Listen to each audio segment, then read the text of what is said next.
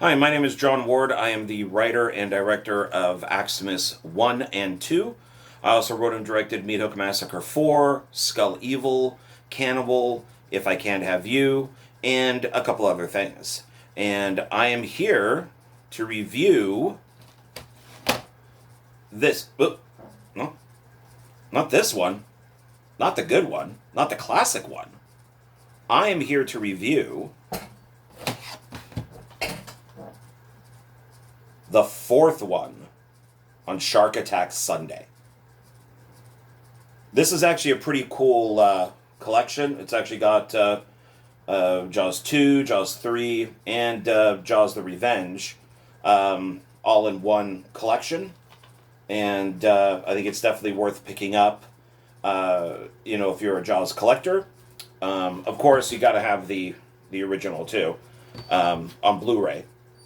You can get these on Blu-ray too. I just happened to pick this up before they were available on Blu-ray, and I believe Jaws 3D is also released in 3D on the Blu-ray. This one is not. It's just the 2D version. But Jaws the Revenge, one of the best bad movies ever made by a great director. Joseph Sargent directed the original Taking a Pelham 1, 2, 3. Great movie. And Walter Matthau and Robert Shaw. Just a great film. So I could see why they would want him to direct this, because the guy had a pretty good track record. And it was just a mess from beginning to end. And but it also has all the flavors of 1987. Just look at the hairstyles and clothing and stuff that are in the film, and you could definitely tell. I mean, there is Lorraine Gray, her hair. It's weird. It's got this really strange, almost kind of like a poodle cut. I don't know why somebody thought that was a good look for her, but they did. So it's throughout the whole movie, and they also had the bizarre idea of, which I actually like, I know some people don't, but to set it at Christmas instead of during the summer. And I actually kind of like that idea. I like it when movies are kind of taken out of their element and, taken from, the nice summer to the harsh winter. And I think it works pretty well. But it definitely doesn't make the film kind of like a summer blockbuster. It makes it more of a film that gets released in January, which is not a good place to go. The film is quite amazing because Roy Scheider did not want to do it. He was actually very much on the record of saying that Satan couldn't even get him to make this film. He also opted out of part 3, and he didn't want to do part 2, but he was under contract with Universal to do it, so he had to, or he'd get sued. So, but he wasn't under contract to do part 3 or anything beyond that. But they do get him in the movie though. There is a photograph of him hanging in the police station, and it's a really big photograph of him, and which is pretty funny because they somehow, some way, they were going to get him in this movie, and they did, and it's right there for everybody to see. So I don't know if that was completely done on purpose by the studio, kind of as an FU to Roy Scheider, or they just thought it'd be a nice tribute. I don't know. Since he was still alive at the time, I have no idea. But the film starts off with weird Jaws credits. They don't use the same font as they did on all the other ones, which kind of sets the film apart from the other movies. Since the colors and the fonts and stuff have always kind of been the same, this one is different. And the first kill in the movie, which is with Sean, is done horribly. And this one, Jaws the Revenge, completely ignores part 3. And it's basically, it takes place after part 2. And it's one of those early films, like today with Terminator and Halloween and some of these other movies, they just retcon, films and say, oh, well, now this takes place after part one or part three, or, oh, no, it's a sequel to part five. This might have been one of the first movies to actually do that. Maybe around, possibly like a Nightmare on Elm Street Part 3, where they just kind of threw away Nightmare 2, but the fans still tried to make it work. In this case, you can't make Jaws 3 work in this. It's Jaws 3 is just, you now have, Jaws 2, Jaws the Revenge, and then, Jaws 3 sits way over here. And but all of them are worth watching. I mean, Jaws starts off great, and then Jaws 2 is pretty good, and Jaws 3 is pretty funny, and then Jaws 4 is just Jaws 4. So it's just one of those movies where Sean gets killed at the beginning in really choppy, confusing editing sense. Like, how did the shark know that Sean would be there? Did the shark set up this kind of buoy that's out in the that's like right off where like these docks and stuff are? Is this all done on purpose? Somehow the shark just knows this, and it's done really poorly. And of course his mother, Ellen, freaks out, and she swears that the shark is taking revenge on the family, and which is weird because there's actually a whole subplot missing about voodoo, and where Michael, who's in the Bahamas, is not getting along with like a voodoo priest, and the voodoo priest basically creates the shark to take revenge on the family. It's in the book, it's in the script. It's dumb, but it makes sense at least than just a rogue shark that goes from New York to the Bahamas, and it gets there pretty fast too, since the Brodies take a plane and the shark is just swimming. But Sean dies, and of course they say that Martin Brody had a heart attack from fear, and so now two Brodies are dead because of the shark, and nobody believes Ellen that she's going a little crazy and taking this a little too seriously, and so they decide to go to the Bahamas, where Michael is working, and there is a Mario Van Peebles is there. Some of us might remember him, of course, from Exterminator 2. He played X, and he's actually made some pretty good movies. I'm a big fan of Badass, and I'm also a big fan of his dad, Melvin Van Peebles.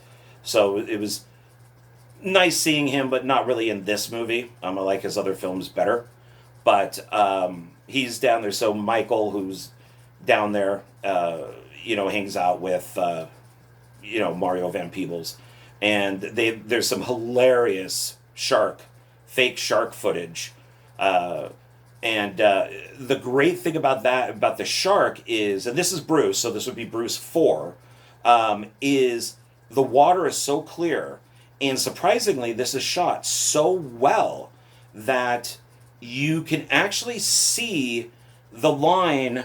I'll use my water bottle here as my example. If this is the shark and this is the head and this is the tail, you actually could see the line go down the shark, and it just kind of wraps around where they put the two pieces of the shark together, because it's got all the motors and stuff inside.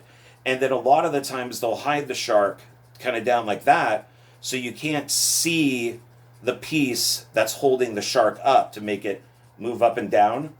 But we're talking 1987, and that's when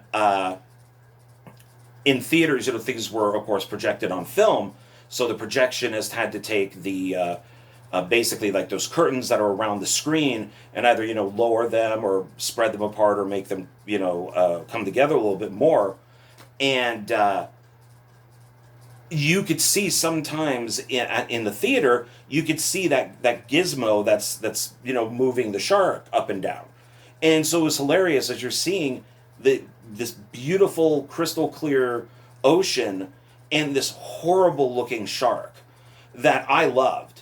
but you could tell this thing is just kind of back and forth and up, and it roars. You can't forget that the shark roars near the end. It when it's being electrocuted, because that's one of their plans on killing it.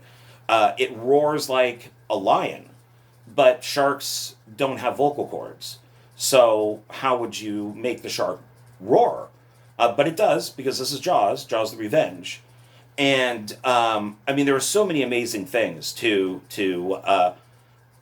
limited time here, but I mean, I could go on for an hour of the amazing things that happen in this film. From, like I said, the voodoo. There was a whole mob subplot that got cut out. Hoagie, who's Michael Caine. Surprisingly, Michael Caine is in this movie for his paycheck so he could build his mansion. And that's not a joke, that's actually true. That there's a subplot missing with him where he was like a drug trafficker, and that was removed from the film.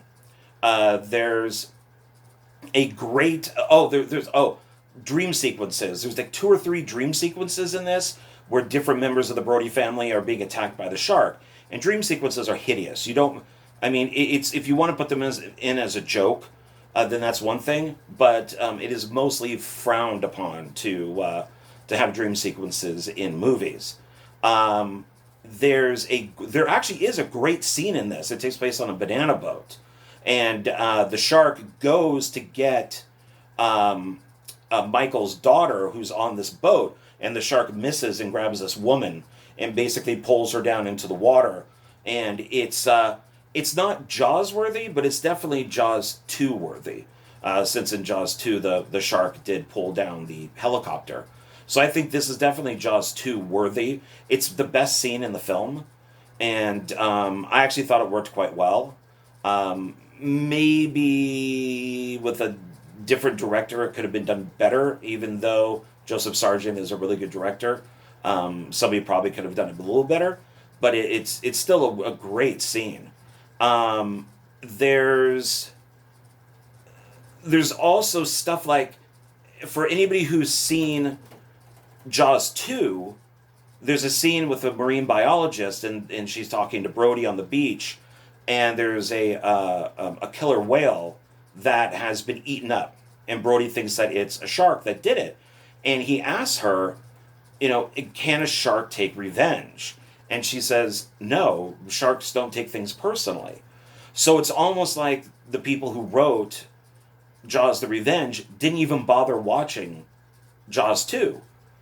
Why would you? It's weird that you would call the movie Jaws the Revenge. It's weird that you would have the tagline as "This time it's personal," if in Jaws 2 they're telling you sharks don't take revenge, they don't take things personally. Even though it is a funny tagline and title, it's just kind of weird how they kind of missed out on that entirely. There is some pretty cool underwater stuff, with the shark chasing Michael around in like this little submarine, kind of like a little underwater submarine. That I liked. I thought that was pretty good. Once again, it's Jaws 2 worthy. Might even be Jaws 3 worthy. But that wasn't too bad. The nice thing is that it's nice and clear. You can see everything, which hurts the shark because it does look so fake. What else do we got going on? I think that's pretty much about it. I mean, it's a film that you really need to see to fully get it, because you can really talk about this movie of how illogical this is for, I mean, a good hour or so. And if you want to really have fun, watch Jaws, seriously. Watch Jaws 2 seriously. Then grab a pizza, crack open some beer, watch, Jaws 3, or if you can get it in 3D, even better. Because that's fun. It's just funny. I mean, Louis Gossett Jr. just won an Academy Award, and there he is for Officer and a Gentleman, and there he is in Jaws 3D. And after that, get nice and hammered, and and watch Jaws the Revenge. It will definitely be worth it. So I hope that you like this review. I wish it could be longer because, like I said, there's so much to talk about. And maybe I'll be invited back for a second one, and I can look at another shark movie. And yeah, I guess that's it. So thank you, and remember, go out and pick up your Jaws DVDs and Blu-rays, and enjoy yourself. And hopefully I'll see you soon. Bye.